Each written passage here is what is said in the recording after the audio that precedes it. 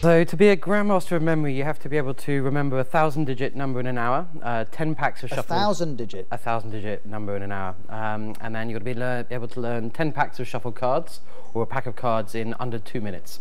And who awards this title? So there's this thing called the World Memory Championships, right, where memory people from around the world come and compete, and that's where you can become a grandmaster of memory.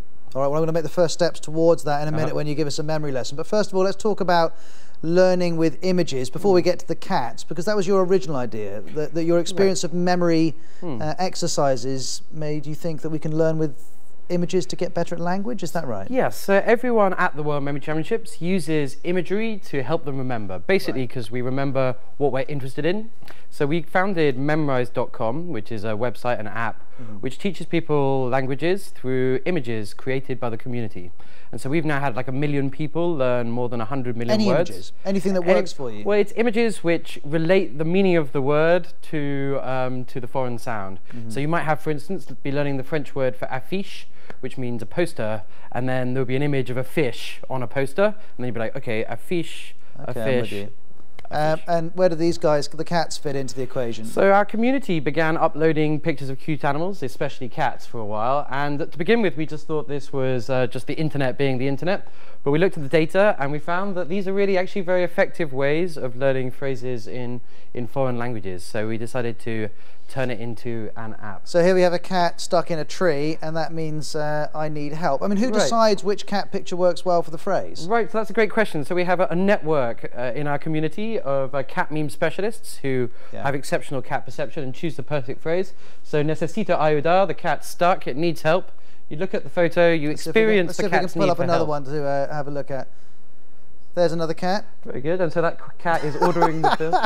Right, so we are aiming for this idea on Cat Academy to create learning which is both authentically hilarious and really works. Now I can see how that might help me to learn the bill, please. I'm certainly going to remember that picture, but is it going to actually help me speak the language, or just give me a few phrases that might be useful when I go on holiday to Spain? Well, we've taken a load of what we've learned on Memrise from, teaching 1 million people all these words, and there's a lot of science in this app too. So we do reminders, we do tests, we have little pretend conversations where you talk to your human, and gradually you just learn to speak basic Spanish.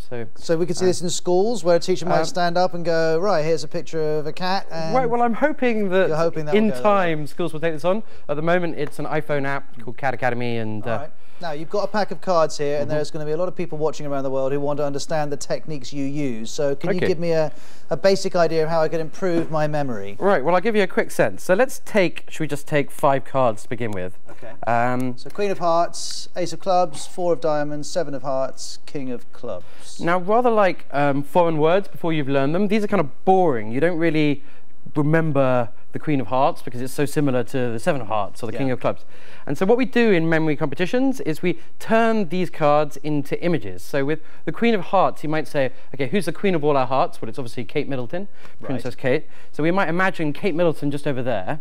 And then Ace of Clubs, you'd say, okay, who's the best golfer in the world? The Ace of Clubs.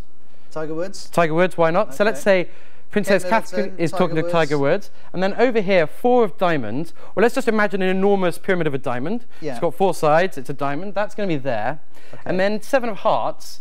Do you remember that Beckham, who everyone used to love, used to play number 7? That's right. So he was 7 of Hearts. We'll imagine Beckham just over there.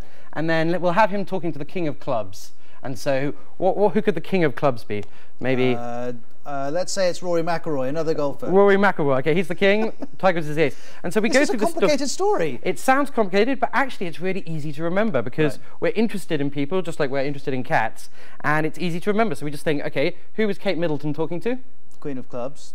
She was Queen of Hearts. Sorry. Then we've got the clubs. Yeah. Can't remember which one. He was the best golfer, therefore it's the...